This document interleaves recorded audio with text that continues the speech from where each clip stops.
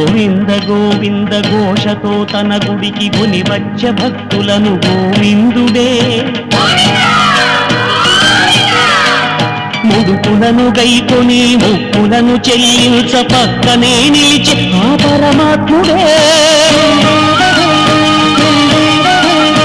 అలమేలు మంగమ్మ అమ్మయై వచ్చి తల నీలాలనిప్పించే తన స్వామికి వైకుంఠవాసుడే వరద హస్తముతో దీవించి పూసెలే చలువ చందనమే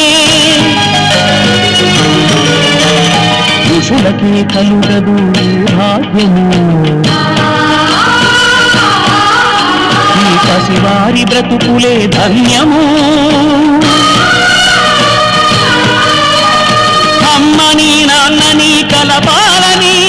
మదినమ్మి పూనిన వ్రత దీక్ష